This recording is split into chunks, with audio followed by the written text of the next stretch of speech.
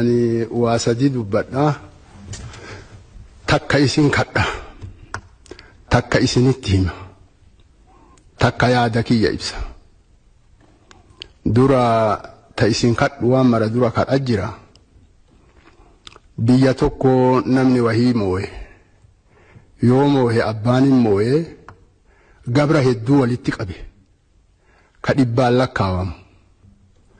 eega sanii hin beeytanii amma isin martinu waluma yaadachiifna jechaaf malee mucaan isaa duyda duubaan dhufe eega inni tare mucaan kun yoo dhufe antum xulaqaa'ullahi deema namni martinu wal qixa nagayaan gara feetan deemaa jedheen hin deemanii torbaan tokko bultii 15 eeganii dacha'an maa dachaatanii jedhaniin gabrummaa qaraasantu irra nu jaalachiisa saniif deebinee jedhaniin akka sanittiin deebine akka nu gootan isin kadhadha tuni kadha nu sanitti deebi'uuf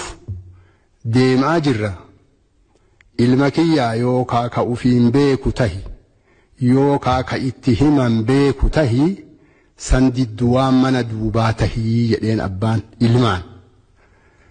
nullee ifaajanii mootummaan kun guddaa nu ifaaje guddaallee nutti himee akka waan sanitti hin deebine tana mootummaa tana jilbiifadhee dhaabadhee kadhadhaa akka sanumatti hin deebine akka nu baraartan tabiraa namni nama waa beeku beekuunu beekaa guddaa fuula keessan dura teennee wal takaraakkaruun wal mormuun nama rabbi mootummaa yoo kennuuf yoo mootii biyya tokkoo kennu waa afurii waan hin kennine kennaaf namicha san dura kennaa isaa guguddoo waa afur waan gaalaan kennin kennaaf waan leencaan kennin kennaaf waan tayfiin kennin kennaaf waan lukkuun kennin kennaaf wanni gaalaa kenne ka inni ka gaalaa kenne caalaa isaa kenna jechuudha gaala qumuddoo waan xixiqqoo qoroo xixiqqoo qoreessehuu dhabuu kenneef ba'aa guddoo baachuu kenneef humna dheertuu kenneef miilaan bona oolee mataan ganna ooluu kenneef waan gaala saniin kennin kennaaf mootii biyya tokko mootummaa takka yoo dhaabe rabbi tokko san sodaachisaa leencaan kennin kennaaf leenca yoo inni bosona kana keessa jiraate warra biyya bisaattu beeka osoo isan agarre corommaan kun akkana nama godhata akkana kirkirkirkirkirkir yookaan shurururururu waa namarra deeman ta leencaan kennin san isaa kenna mootummaa tokko yoo biyya tokko kaa'e lammata sadaffaa ija tayfiin kennin kennaaf tayfiin mana keessatti dukkana keessatti huccuu keessatti yoo namni qabuuf itti deeme agartee jalaa utaalti yookaan irruma teettee qocatti dhiiga isaa kanuma gooti inni dukkana san keessatti qabuuf itti deemnan jalaa utaalti ija saniin kennin kennaaf mootummaa rabbi ija tayfiin kennin afraffaa gurra lukkuun kennin kennaaf lukkuun mana kana keessa teettee boolla keessatti yoo hidhan iyyansa sama waa iyyan lukkuun iju dhageetti wanni mootummaan hin agarre wanni mootummaan hin dhageenye hin jiru rabbi gurra san hin kennin kennaafi isin dura teennee waan argine haasahuun na saalfachiisaan akka mataa kiyyaatti tokko kanas lama fixe ta isin kadhu kadhee ta himu hime ta sadaffaa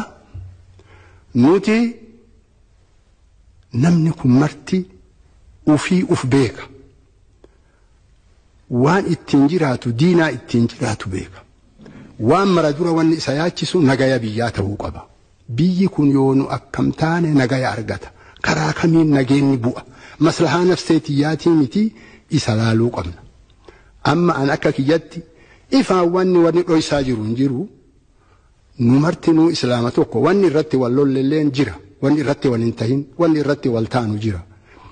seera tokkoo fi dambii tokko ifaan tumanne